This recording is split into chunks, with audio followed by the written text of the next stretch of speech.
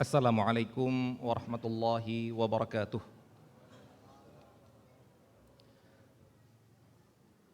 Alhamdulillah, alhamdulillahi rabbil alamin, wa bihi nasta'inu ala umurid dunya waddin. Wassalatu wassalamu ala nabiyyina Muhammadin wa ala alihi wa sahbihi ajma'in wa man tabi'ahum bi ihsanin ila yaumiddin. Amma ba'du. Allahumma arinal haqqa haqqan warzuqna ittiba'ah wa arinal batila batilan warzuqna ijtinabah wa la taj'alhu multabisan 'alaina fanadhil. Allahumma ja'alna mimman yastami'ul qawla fayattabi'u ahsanah fa innaka waliyyu dzalika wal qadiru 'alaih. Allahumma faqihna fid din, Allahumma faqihna fid din, Allahumma faqihna fid din wa 'allimna at-ta'wil. Ikhwati fid din wa akhwati fillah, rahimani wa rahimakumullah. Puji dan syukur kita panjatkan kepada Allah Subhanahu wa taala yang mana dengan rahmat dan karunia-Nya kita masih bisa bertemu kembali di masjid yang mulia ini, di salah satu tempat menuntut ilmu ini, yang mana sebelumnya insyaallah pada tahun-tahun yang sebelumnya Allah menyempatkan kita untuk bertemu dalam majelis ilmu, dan pada malam hari ini alhamdulillah kita masih bisa dipertemukan oleh Allah Subhanahu wa taala masih dalam majelis ilmu. Semoga Allah Subhanahu wa taala menjadikan pertemuan kita tajammu'an marhuma, dan ketika kita berpisah pun menjadikan tafarruqan ma'suma, perpisahan yang terluput dari dosa, dari kesalahan, dari dengki. Itu yang memisahkan kita hanyalah karena kebutuhan kita masing-masing, karena profesi kita masing-masing, bukan karena perpisahan kedengkian, kezaliman, kedustaan di antara kita, karena perpisahan yang masih terikat atas al-hubbu fillah. Allah Subhanahu wa taala akan mempertemukan kita di surga kelak di bawah naungan Allah Subhanahu wa taala, di mana tidak ada naungan kecuali naungannya. Ikhwati fiddin wa akhwati fillah, rahimani wa rahimakumullah. Pada malam hari ini insyaallah kita akan membahas satu pembahasan fikih keluarga, yaitu hukum-hukum fikih yang berkaitan dengan kematian pasangan, kematian salah satu dari suami istri. Apa konsekuensinya bila suami meninggal dunia? Konsekuensi bagi sang istri, dan apa konsekuensi bagi sang suami bila istrinya meninggal dunia?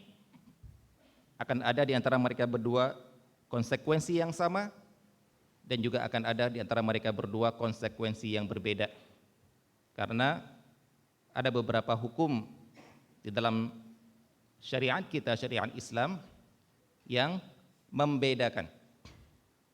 Beberapa, banyak sama antara hukum laki-laki dengan perempuan, namun juga ada beberapa hal yang membuat hukum yang terdapat pada laki-laki beda dengan apa hukum yang menjadi konsekuensi bagi seorang perempuan. Nah, begitu juga meninggalnya seorang suami, apa hukum bagi istrinya? Meninggalnya seorang istri, apa hukum bagi suaminya? Tentang kasus seperti ini sebenarnya bisa diperlebar kepada misalnya konsekuensi bila orang tua meninggal dunia, apa konsekuensi bagi anak? Konsekuensi bagi orang tua bila anaknya meninggal dunia, dan bisa juga konsekuensi bagi sesama anak, yaitu sesama saudara. Dan itu semua insya Allah sudah dibahas oleh para ulama di kitab-kitab fikih mereka. Dan pada malam hari ini kita akan mengambil secuil atau sebagian dari hukum-hukum yang berkaitan dengan kematian salah satu pasangannya. Sebelumnya Kita membawakan, di sini kita akan bawakan ayat-ayat yang menyebutkan tentang kematian, yaitu yang sering kita dengar dalam Al-Quran, kullu nafsin dha'iqatul maut. Semua jiwa pasti akan merasakan kematian. Ini adalah sesuatu yang sudah kita yakini. Tidak ada seorang pun di antara kita yang meyakini bahwasanya ada manusia yang kekal.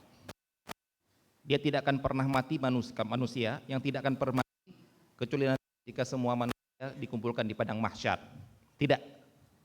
Baik itu nabi, baik itu orang yang paling mulia di atas muka bumi ini. Innaka mayyitun wa innahum mayyitun. Allah mengatakan Rasulullah SAW juga akan wafat. Jadi kita semua mengakuinya. Tapi terkadang sesuatu yang sudah kita yakini begitu datang akan tetap membuat kita kaget. Jangankan orang yang tidak kita bayangkan akan meninggal dunia. Contohnya anak kita yang masih balita, anak kita yang masih kecil, teman kita yang masih muda.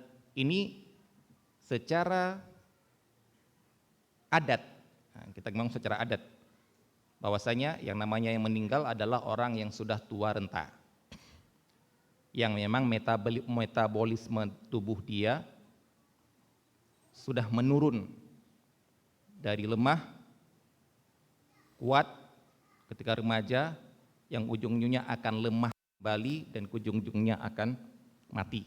Itu secara adat, maksudnya adat ya, kebiasaan umum.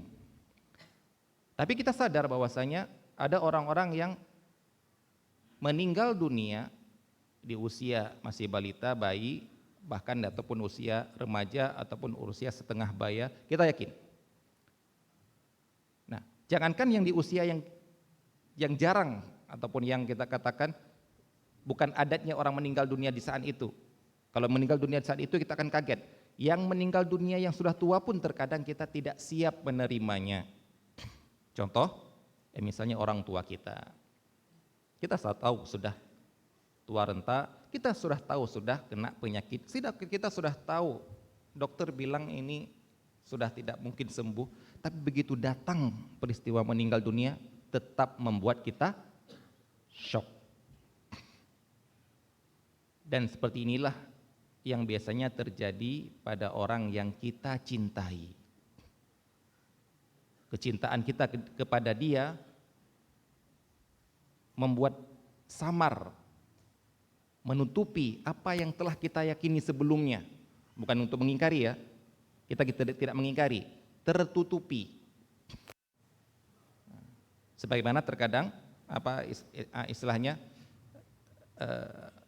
ada orang-orang yang akhta'a min syiddatil farah, saking gembiranya mulutnya bisa berkata yang salah. Bukan mengatakan apa yang diyakininya, dia tidak meyakini itu, tapi bisa tersalah. Nah begitu juga tentang kematian ini. Jadi seakan-akan wah nggak mungkin meninggal, wah kenapa cepat meninggal, padahal sudah kita yakini pasti akan meninggal. Nah seperti inilah yang terjadi pada Umar bin Khattab ketika mendengar Rasulullah SAW meninggal dunia. Padahal Rasulullah SAW meninggal dunia tidak tiba-tiba. Mereka sudah tahu Rasulullah sakit, sudah tidak keluar untuk mengimami sholat. Kalaupun datang imam salat, dipapah sama sahabat, didudukkan di depan sambil duduk sholatnya. Mereka sudah tahu beliau sedang sakit.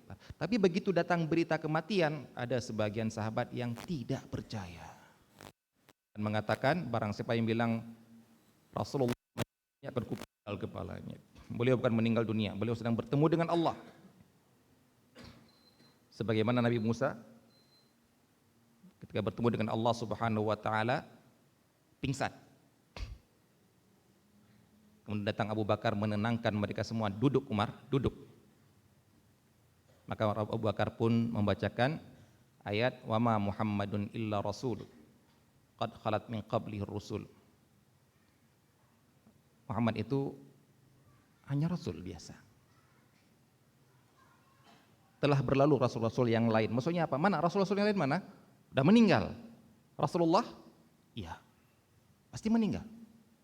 Apa immata au qutilan qalabtum ala aqabikum? Kalaupun rasul meninggal atau bahkan dibunuh, apakah kalian akan berbelok dari keyakinan kalian? Kata Umar bin Khattab, seakan-akan ayat itu baru turun sekarang. Berarti Umar bin Khattab nggak hafal ayat itu, hafal.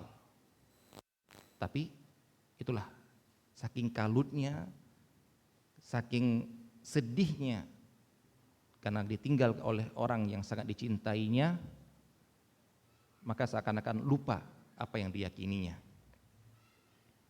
Dan itulah juga peristiwa yang akan mendatangi kita apabila salah satu pasangan kita meninggal dunia di usia masih belia, di usia masih muda, kemudian datang berita bahwasanya orang yang kita cintai meninggal dunia. Kira-kira apa reaksi kita di saat itulah? Barulah teruji kesabaran kita dari ucapan pertama dari mulut kita. Apakah ucapan pertama dari mulut kita adalah teriakan, ungkapan ketidaksabaran yang dinamakan dengan jaza', ataupun ucapannya adalah ucapan kesabaran inna lillahi wa inna ilaihi raji'un. Sekarang enak kita berteori. Semua orang kalau ditanya apa? Ucapan kalau ada yang meninggal apa? Enak. Tapi kapan itu terbukti? Teori yang telah kita hafalkan? Begitu pertama sekali mendengar berita kematian. Apalagi berita kematian dari orang yang kita cintai. Makanya Allah Subhanahu wa taala mengatakan kepada malaikat ketika diperintahkan untuk mencabut nyawa seorang anak hambanya. Kemudian Allah bertanya kepada malaikat, apa ucapan hambaku ketika dia mendengar anaknya meninggal dunia? Allah bertanya, padahal Allah Subhanahu wa taala Maha tahu. Maka malaikat pun mengatakan, dia mengatakan alhamdulillahi rabbil alamin, kemudian mengatakan inna lillahi wa inna ilaihi raji'un. Yahmaduka wa yastarji'. Kemudian Allah mengatakan pada malaikat, kalau begitu siapkan rumah di surga dan untuk dia, dan namakan itu adalah rumah alhamdu, rumah pujian.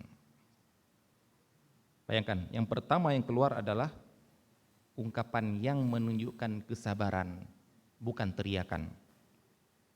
Teorinya seperti itu, tapi siapkah kita?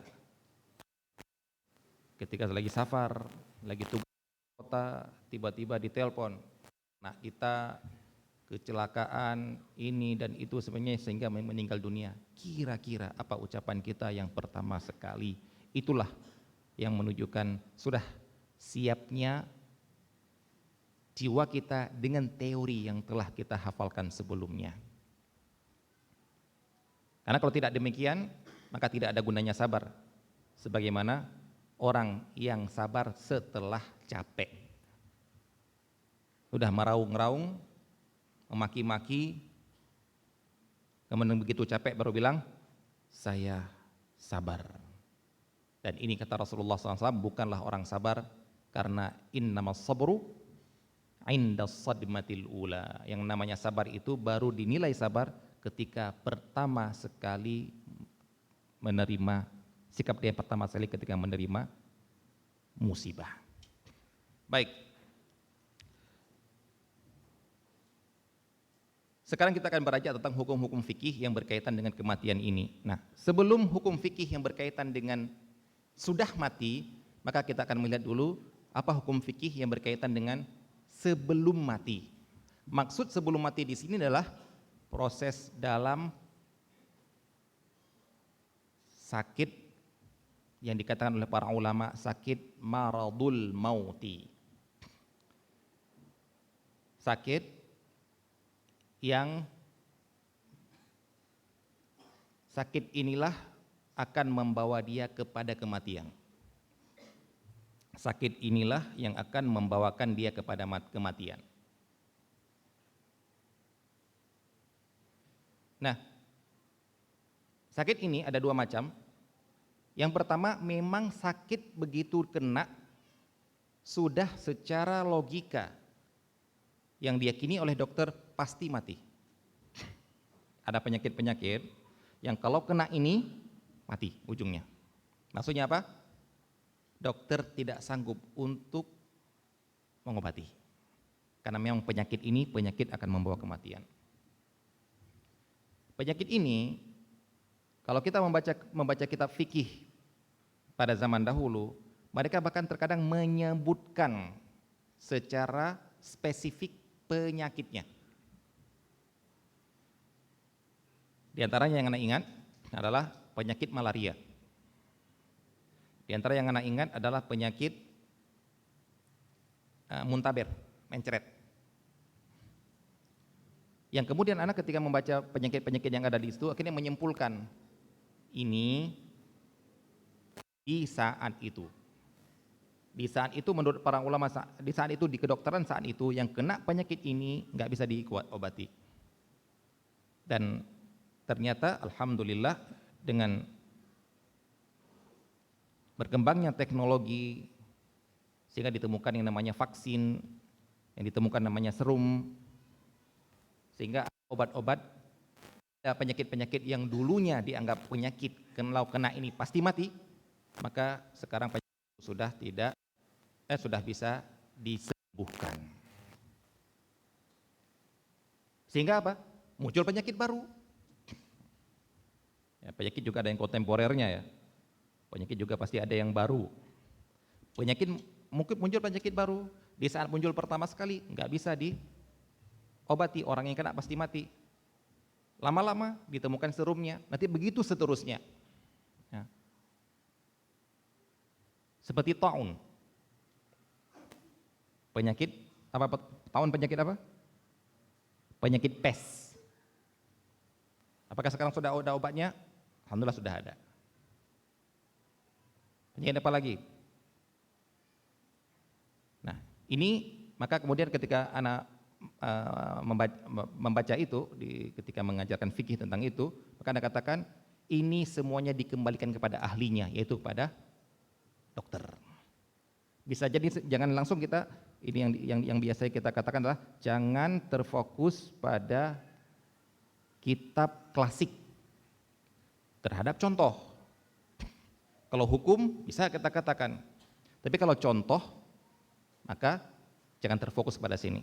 Masih bisa kita kembangkan ataupun contoh yang disebut zaman dulu tidak layak lagi untuk zaman sekarang. Yang kedua, penyakit yang dinamakan maradul mauti, penyakit pembawa kematian adalah sakit yang sudah fase terminal. Penyakit ini sebenarnya bisa sembuh, stroke bisa sembuh misalnya. Tapi ada kalanya stroke ini, penyakit jantung sudah bisa sembuh. Tapi kalau sudah tingkat stadium ini tinggal nunggu mati.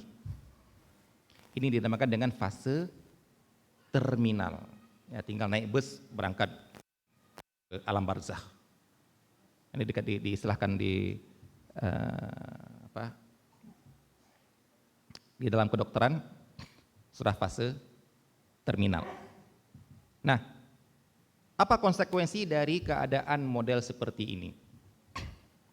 Sudah mengatakan ini sudah tinggal sebentar kesempatan saya di atas muka bumi ini, kata dokter tinggal 5 hari lagi, tinggal 1 bulan lagi, karena perkiraan hatinya ini, livernya ini sudah digerogoti oleh penyakit yang hitungannya tinggal 1 bulan habis mati.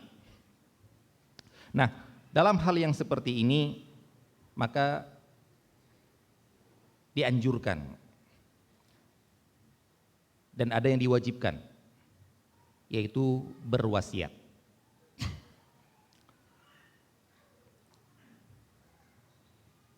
Wasiat harta untuk kita mengeluarkan harta ketika sakit mau mati ini, ataupun memesankan kepada orang kalau saya mati nanti keluarkan harta saya, ini yang dinamakan dengan wasiat, yaitu derma terakhir seseorang.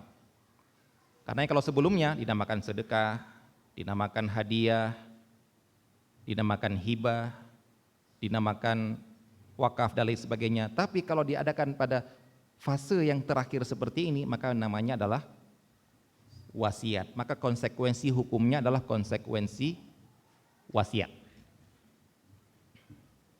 Nah, wasiat yang untuk mengeluarkan harta itu hukumnya sunnah, tidak wajib.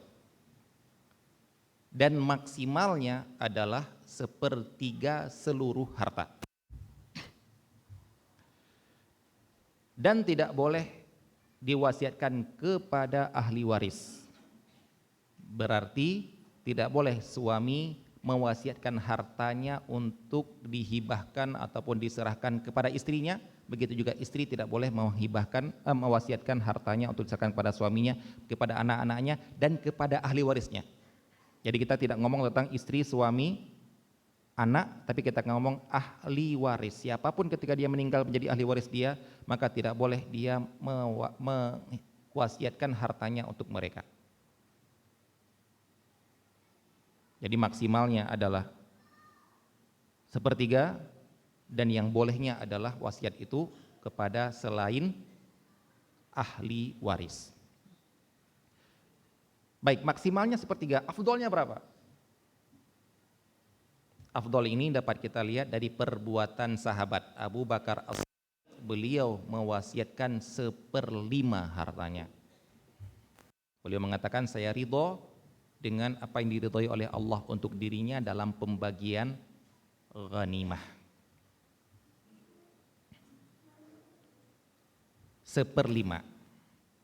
Karena 1/3 itu sudah dianggap besar oleh Rasulullah SAW dan dianggap itu hitungan maksimal. Apa tujuan wasiat ini? Karena terkadang ada orang masih pelit ketika masih hidup.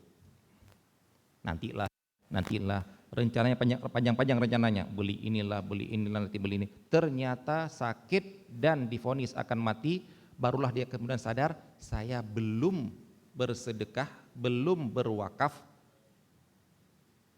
dan ini saatnya terakhir, maka hanya diberikan kesempatan oleh Allah Subhanahu wa taala maksimal 1/3. Silakan bayangkan dari alur kehidupan kita ini, ketika kita masih hidup sehat walafiat, kita bebas mendermakan harta kita walaupun 100%, boleh. Seperti perbuatan Abu Bakar As-Siddiq, diizinkan. Ketika hampir mati ataupun mau wasiat atau berwasiat, hanya boleh 1/3, 33,3333% kan? Hanya boleh sekian.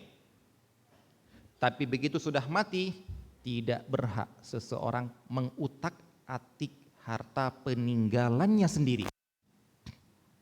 Karena apa?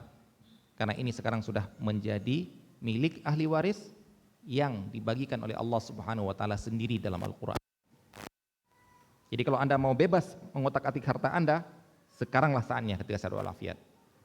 Mau mati hanya 1/3-nya. Kalau sudah mati tidak berhak. Enggak boleh Anda kemudian mengatakan kepada ahli waris, "Nak, kalau Bapak meninggal harta ini yang jangan dijual ya. Yang ini jangan dijual ya. Yang itu kalau Bapak meninggal kakakmu yang itu enggak usah ngambil warisan ini ya. Yang itu untuk kamu, Nak ya." Enggak berhak. Pak, mau seperti itu sekarang aja, Pak. Ketika masih hidup, Pak. Kalau sudah mati, karena ada yang sudah bagi, yaitu Allah Subhanahu wa taala. Baik. Wasiat harta ini sunnah hukumnya. Nah, ada di sana wasiat wajib. Dan wasiat wajib itu adalah pesan. yaitu apabila ada hak-hak Allah yang belum tertunaikan, hutang kepada Allah, ataupun ada hutang kepada manusia yang belum tertunaikan, yang kalau dia mati tidak bisa terbukti. Kenapa tidak terbukti? Tidak ada saksi, tidak ada catatan, hanya ada yang tahu antara dia dan orang yang berutang. Ini yang sering kita praktekkan, Pak, yaitu hutang sama teman cuma berdua, tidak ada saksinya. Pinjam dulu 100, pinjam 500, dan temannya langsung nggak ngasih karena percaya. Kasih percaya. Baik. Ada pengkhianatan di antara mereka berdua? Tidak ada. Yang itu ngasih, ini yang itu yakin dia akan mengembalikan, yang ini saya tidak ada niat sama sekali untuk lari, saya tetap akan membayarkan. Nggak ada apa-apa di sini. Dan sah akadnya tanpa ada saksi. Tapi kalau saya tiba-tiba mati, kira-kira gimana, Pak? Siapa yang tahu? Ya, kalau saya tiba-tiba mati, yang sudah saya pinjam, dia datang ke ahli waris saya. Nak, bapakmu punya hutang sama saya, nak. Berapa, Pak? 2 juta. Ada catatannya nggak, Pak? Ada saksinya nggak? Ada perjanjiannya nggak? Nggak ada, nak. Kalau gitu maaf, Pak, ya, kita tidak bisa ngasih. Karena kalau bapak ngomong seperti itu kita ngasih, akan datang orang lain ngomong seperti itu. Wah, enak ini keluarga ini ya, ngomong aja dikasih ya. Datang orang lain ngomong, akhirnya ya habis, ditipu. Kira-kira kalau kejadian seperti ini, si anak salah nggak? Si anak tidak salah. Yang salah siapa berarti? Yang salah adalah bapaknya. Kenapa tidak berpesan, apa istilahnya? Tidak berpesan kepada anaknya, itu dinamakan dengan wasiat. Itu namanya hak-hak yang wajib ditunaikan, tidak diketahui kecuali lewat dirinya. Maka yang seperti ini, dalam sebuah hadis Rasulullah SAW bersabda, ma haqqu mri'in muslim lahu syai'un yusi fihi yabitu lailataini illa wa wasiyatuhu maktubatun indahu. Tidak berhak, tidak boleh, kata Rasulullah, tidak berhak, tidak boleh seorang muslim yang punya sesuatu yang wajib diwasiatkan, kemudian dia tidur 2 malam nggak dia wasiatkan. Maksudnya apa? Nggak berhak kamu tidur seperti itu, nggak boleh kamu tidur seperti itu, kecuali sebelum tidur tulis wasiatmu, taruh di samping tempat tidurmu. Maksudnya apa? Nanti pun kalau saya mati, ada pesan terakhir saya. Ataupun panggil langsung. Ini mungkin orang-orang yang lupa lagi tidur mau tidur kan, mikir, saya punya hutang ya, langsung tulis. Beda kalau saya sudah bilang sama anak-anak, nah ini buku catatan bapak, ini ada daftar utang bapak. Anak-anak sudah tahu, sudah ngelihat, oh ya sudah tahu. Begitu dia meninggal dunia, temannya datang, nak bapakmu punya utang-utang, wah nggak ada. Mana buktinya? Yang salah sekarang siapa? Si anak. Mereka lah pengkhianat. Si bapak sudah, jadi si bapak sudah selesai punya utangnya. Karena dia mempunyai harta untuk bayar utang, tapi si anak merebut, menzolimi orang yang punya piutang ini. Maka bapak-bapak dan ibu-ibu terhormati Allah Subhanahu wa taala, tolong sesuatu yang hanya Anda tahu ini sampaikan, tulis, agar kita tidak membawa utang kita sampai ke liang kubur kita. Karena masalah utang dengan manusia tidak ada kata maaf. Pasti manusia akan menuntutnya di akhirat. Baik.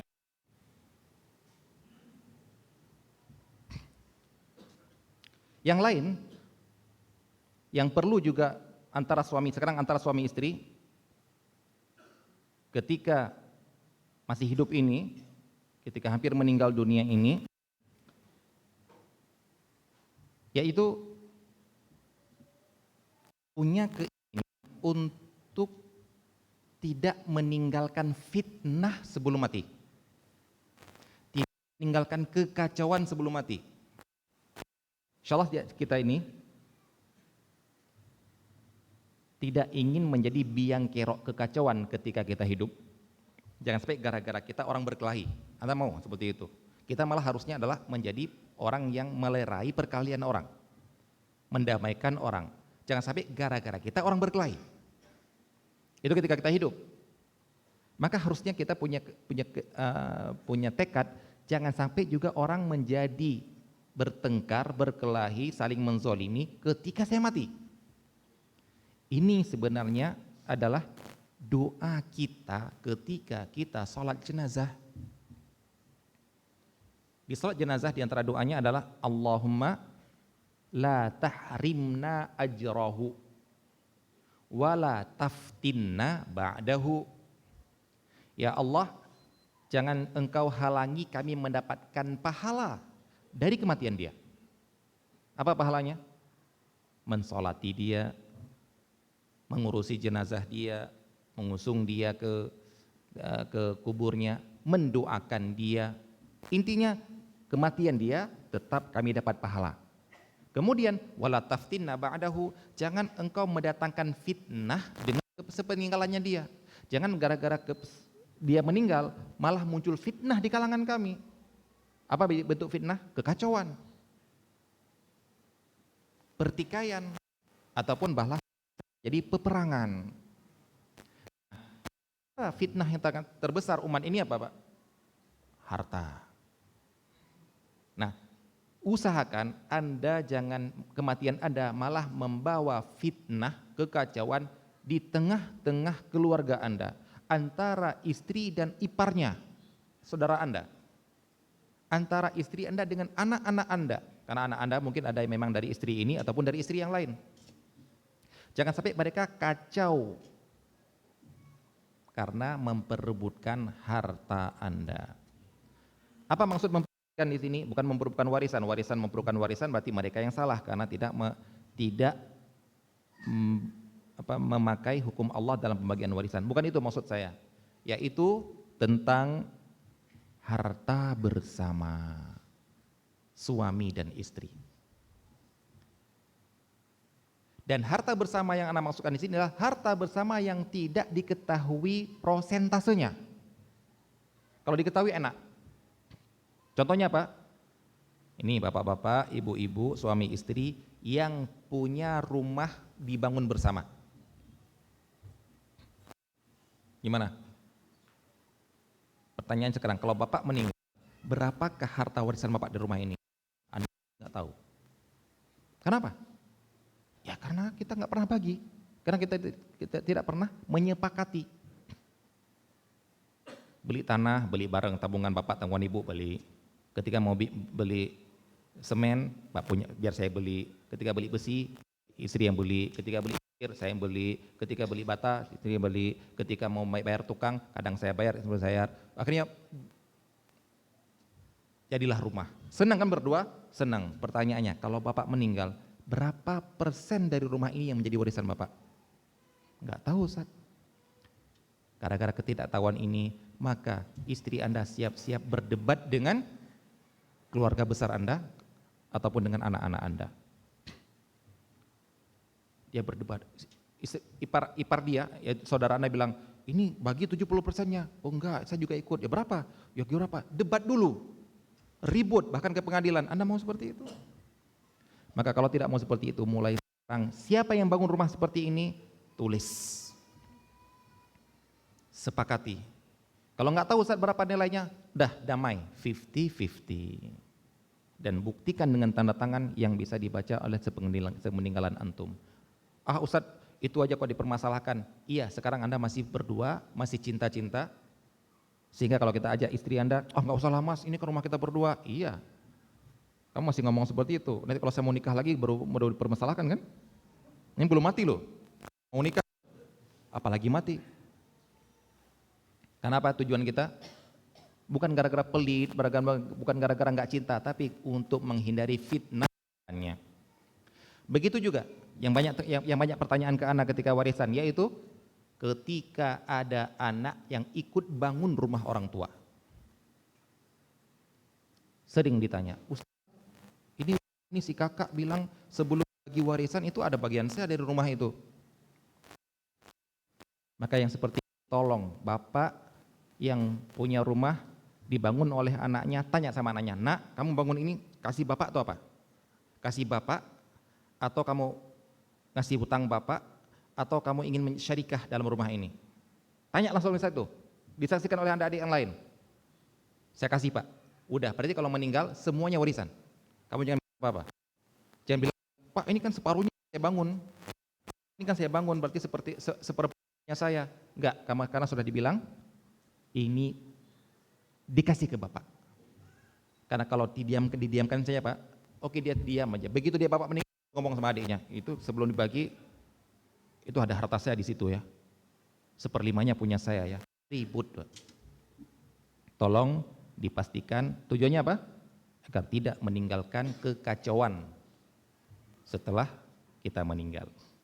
Baik, sekarang kalau sudah mati, nah baru kita ngomong kalau sekarang sudah mati.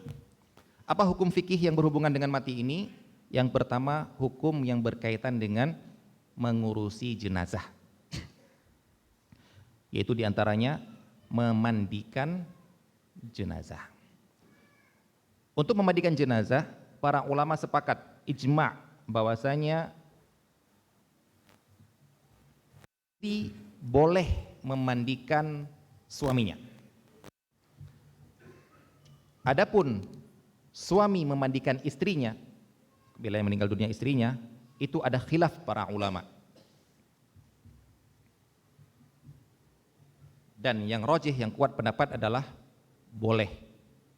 Karena ini yang ada dalilnya. Karena yang mengatakan tidak boleh melakukan dengan qiyas. Dan ini merupakan salah satu qiyas yang yukhalifud dalil.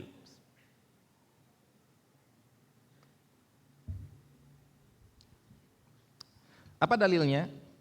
Dalilnya yang pertama ucapan Rasulullah sallallahu alaihi wasallam kepada Siti Aisyah radhiyallahu taala anha.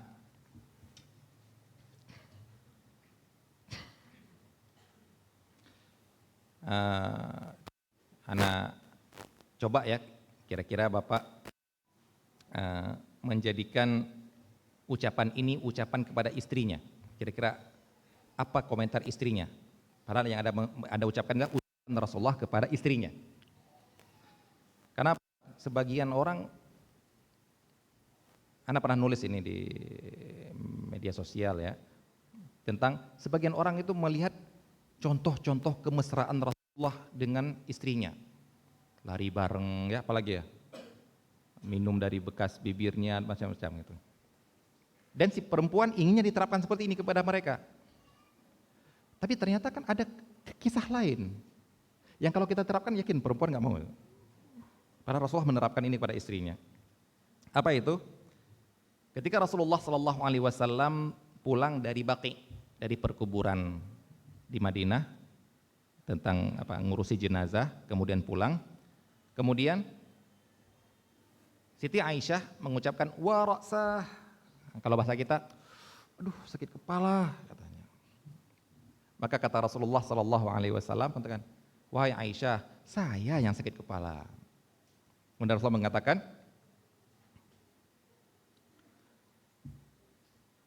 apa kalau bahasa kita, emang ada apa kamu? Santai aja. Kalau bahasa kita ya, santai aja. Kalaupun kamu nanti meninggal, gitu ya. Kalaupun nanti kamu meninggal, nah, kamu meninggal duluan, maka saya akan memandikan kamu, saya akan mengkafani kamu, kemudian saya akan mensolati kamu, dan saya akan menguburkan kamu. Nah, kira-kira kalau ucapan seperti kita ucapkan sama istri kita gimana Pak? Ditutup pintunya itu Pak. Padahal yang kita ucapkan adalah seperti ucapan Rasulullah kepada istrinya. Dan Siti Aisyah juga bersikap seperti itu. Kayaknya Anda menginginkan saya mati ya, biar bisa sama istri-istri yang lain ya. Nah, gitu. Ucapan candaan seperti ini. Nah dari ucapan inilah para ulama mengatakan boleh. Walaupun nggak terjadi kan, yang meninggal kan Rasulullah SAW duluan. Tapi ini ucapan Rasulullah kepada istrinya, dan ini bisa diambil hukum boleh seorang laki-laki untuk memandikan jenazah istrinya. Bahkan Fatimah binti Rasulullah SAW mewasiatkan yang memandikan dia ketika meninggal dunia adalah langsung Ali bin Abi Thalib. Nah, adapun wanita memandikan istri memandikan jenazah suaminya, maka di sini tidak ada khilaf para ulama. Nah, maka di sini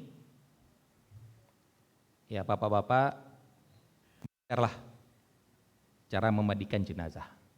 Ibu-ibu belajar cara memandikan jenazah.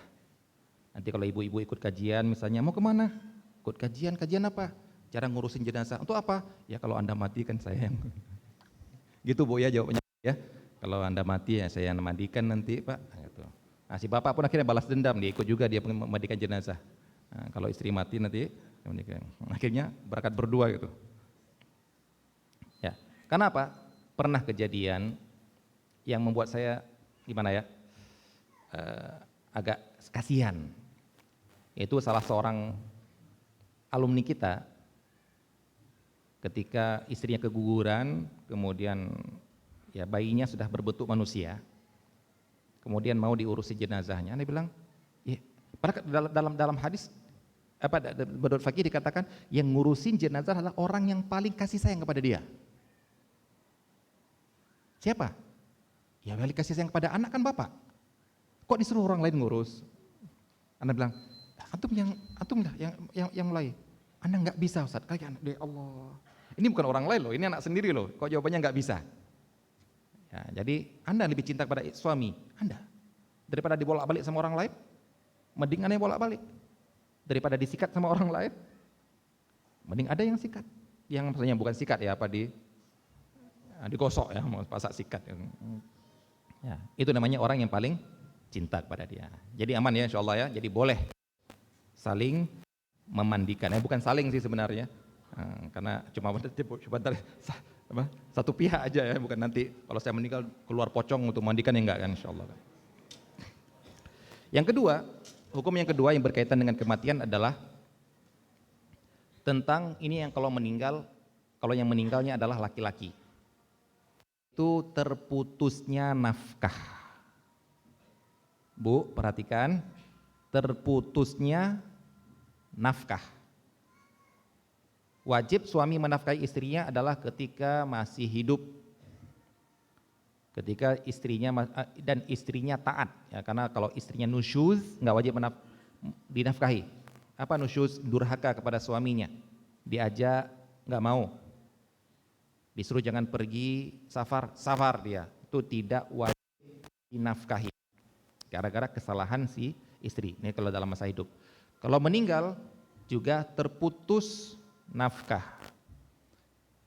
Nah, di sini perlu diketahui bahwasanya karena ada kejadian-kejadian yang saya mendapatkan pertanyaan, apalagi dalam masalah waris.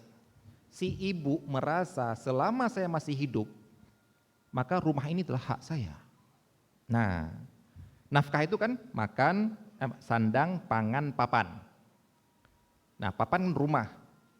Seorang ibu terkadang, seorang istri terkadang bilang suaminya meninggal dunia, dia menganggap kalau saya masih hidup, rumah ini tempat tinggal saya. Karena merasa saya perlu dinafkahi. Dan peninggalan suami adalah rumah.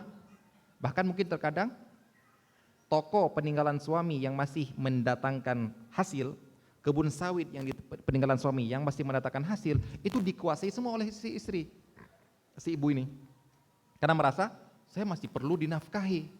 Jawabannya adalah tidak. Itu maling itu. Tidak wajib, Anda tidak berhak mendapatkan nafkah lagi karena semua adalah warisan. Dan Anda hanya berhak mendapatkan bagian warisan Anda,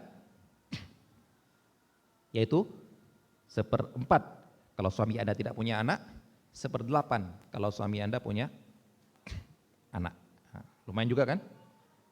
1/8 12,5%. Adzan dulu. Adzan dulu nanti lanjutkan sedikit ya. Baik, insyaallah. Fadhal adzan dulu.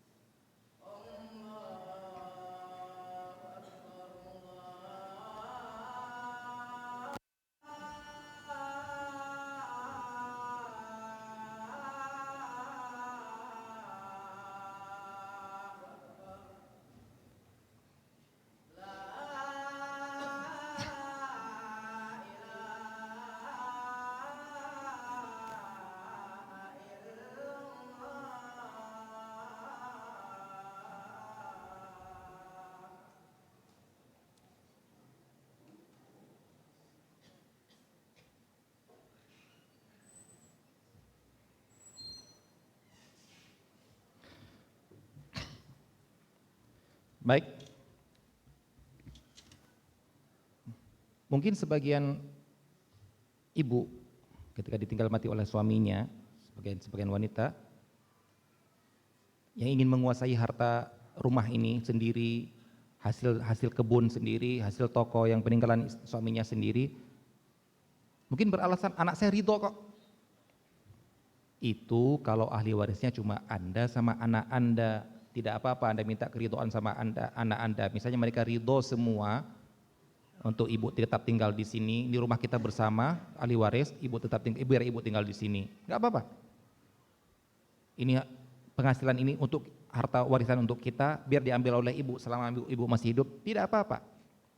Tapi bisa jadi ada kejadian yang menjadi ahli waris bukan cuma Anda wahai ibu dengan anak Anda, tapi ipar Anda.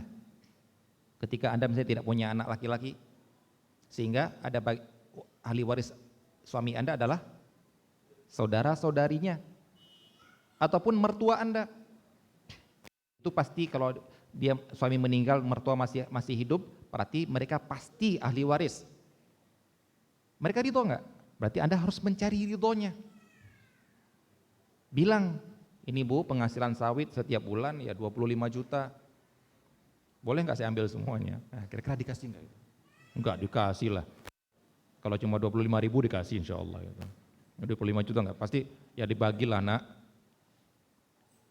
Nah, yang paling kita takutkan apa Pak? Ketika orang yang dizolimi diam, sebenarnya lebih takut sebenarnya kita Pak. Ditagih, enggak dikasih. Bu, ada bagian kami di sini. Enggak, saya masih hidup, ini biar untuk saya. Diam, ternyata diamnya ini adalah akan saya tuntut di akhirat. Ini lebih ngeri daripada dia nuntut di pengadilan dunia. Dan biasanya orang tidak mau ribut gara-gara ini, ngapain ribut daripada ribut sama menantu, daripada ribut sama ipar kakak saya, udahlah kita tuntut di akhirat sajalah. Kamu menikmati dunia karena kamu menikmati harta ahli waris yang lain.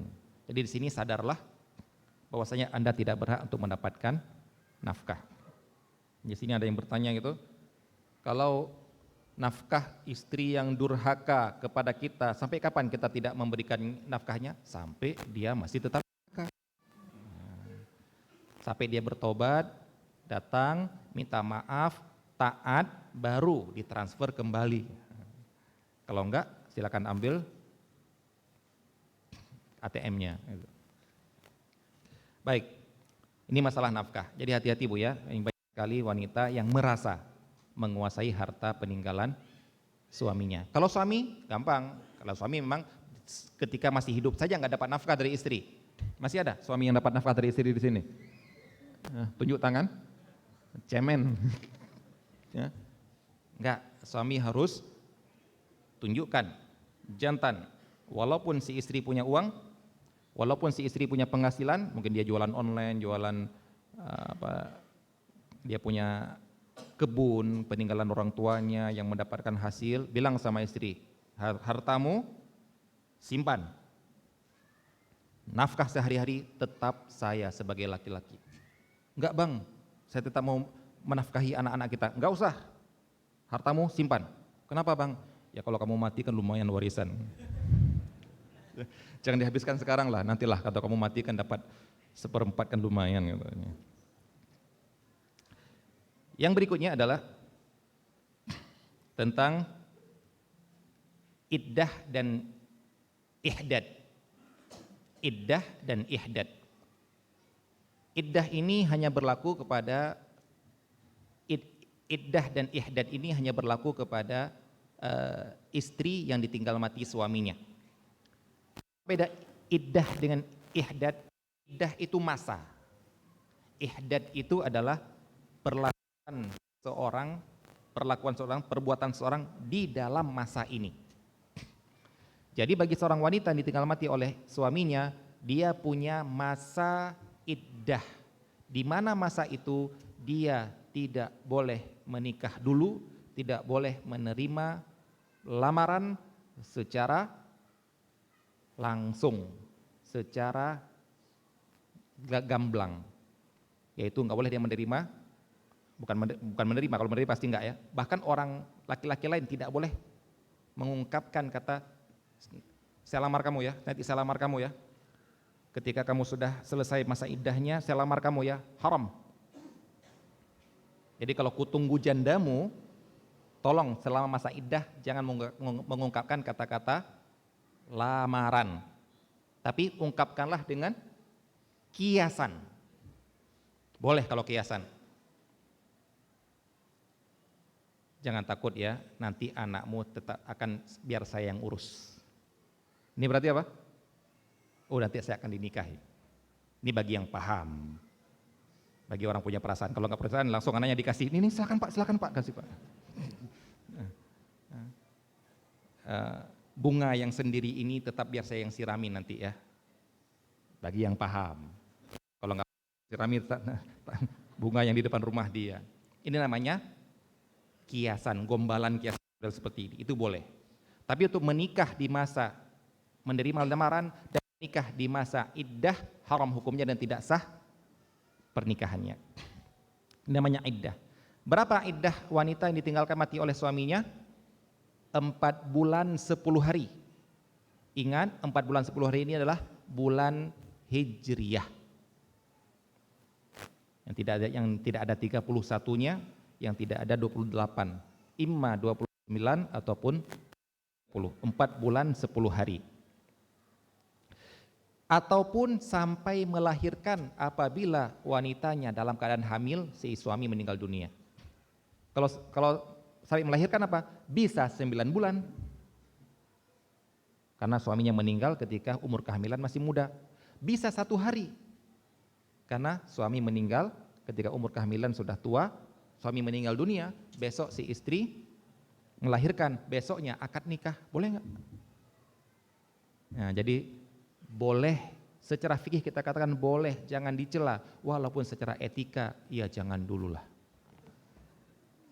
Maksudnya adat kita ya, maksudnya ada kira-kira gimana kalau seorang istri suaminya meninggal dunia belum 7 hari gitu ya, suaminya meninggal dunia, besok melahirkan, lusa langsung ada datang seorang laki-laki, saya lamar kamu, boleh secara fikih? Boleh. Langsung bikin akad nikah boleh? Boleh. Apa kata tetangga? Wah, ini memang suaminya dibunuh kayaknya ini gitu kan. Kan katanya ya setidaknya sampai kuburannya enggak, sampai kuburannya lah gitu. Sampai kuburannya kering. Akhirnya si istri pasang kipas angin di kuburan suaminya biar cepat kering. Nah, kita ngomongnya tentang boleh. Seperti ginilah, suami, istri meninggal dunia pagi, sore nikah lagi boleh nggak? Jangankan itu, istri belum meninggal pun boleh kan? Nah, cuma mereka nggak berani sampai meninggal dulu, gitu. Ya kan? Antum nggak berani kan? Tapi antum terkadang meninggal pun antum nggak berani. Kenapa? Takut gentayangan katanya gitu. Ya, apalagi si istrinya sudah bersumpah kalau saya meninggal kamu tetap menikah lagi. Yang suka nonton film horor takut gitu. Baik, ini namanya masa tunggu. Baik, selama masa tunggu ini, iddah ini, maka si istri ada hal yang wajib dilakukan, yaitu dinamakan dengan ihdad. Apa itu ihdad? Ihdad itu dalam bahasa kita dinamakan berkabung. Nah, berkabung ini hanya boleh bagi suami selama masa iddah, yaitu 4 bulan 10 hari kalau pada normal ya, kalau bukan hamil. Untuk selain suami, kalau orang mau berkabung hanya boleh 3 hari. Si istri misalnya perempuan ingin berkabung atas kematian bapaknya, berkabung atas kematian anaknya, hanya boleh 3 hari. Ini dibuktikan oleh istri Rasulullah SAW, Ummahatul Mukminin, Ummu Habibah. Beliau mengatakan ketika meninggal Ummu Habibah, kan bapaknya kan Abu Sufyan, bapak beliau Abu Sufyan. Ketika meninggal Abu Sufyan, beliau minta, setelah 3 hari beliau minta celak Itu salah satu alat menghias, berhias. Pakai celak, kemudian mengatakan, saya sebenarnya nggak suka pakai celak. Aku nggak perlu pakai celak, tapi aku ingin menunjukkan aku tidak berkabung lagi.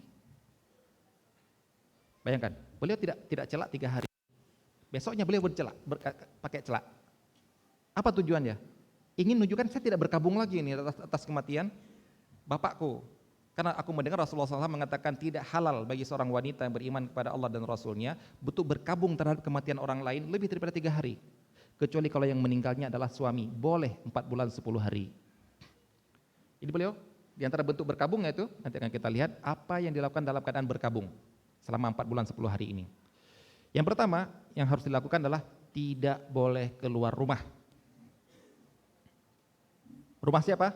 Rumah tempat suaminya, rumah suaminya ketika meninggal dunia di mana? Misalnya suaminya punya rumah 3 misalnya.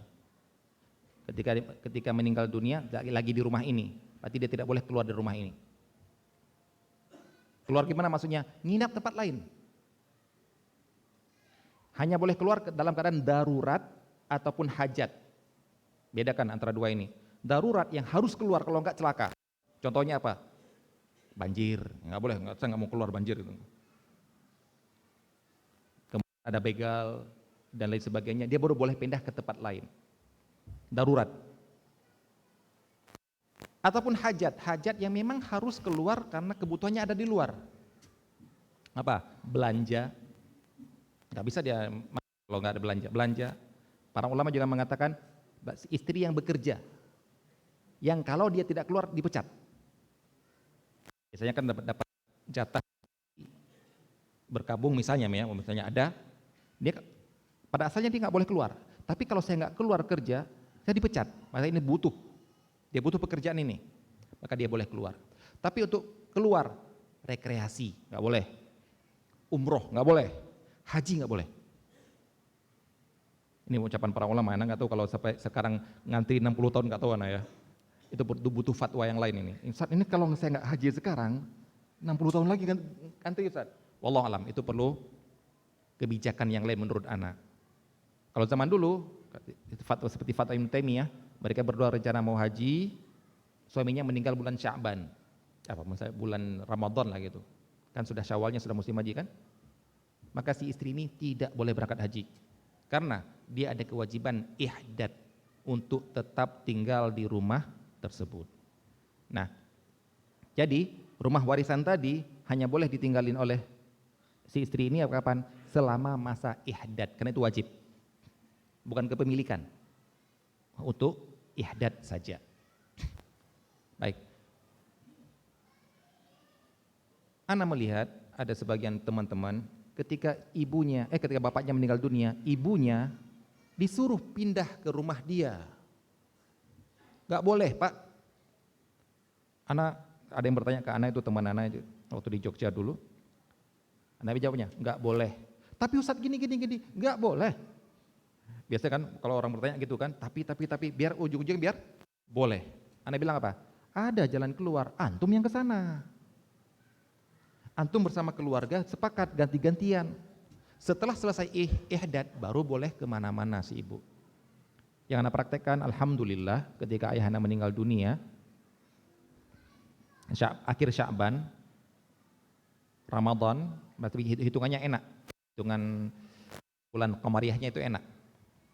Ramadan, alhamdulillah ada semua di rumah, libur di Aceh, libur kalau Ramadan itu. Syawal, giliran anak bilang, anak akan pulang dari Jember ke Aceh, 1 bulan akan anak sama orang tua. Ya. Zulqa'dah, giliran teman yang adik-adik anak yang lain.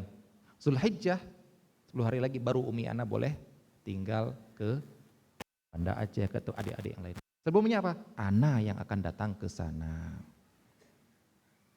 Ya, ini ada sebagian ibu-ibu suaminya meninggal dunia karena dapat uang dispensasi, jasara harja, misalkan kecelakaan kan? Puluhan juta umroh.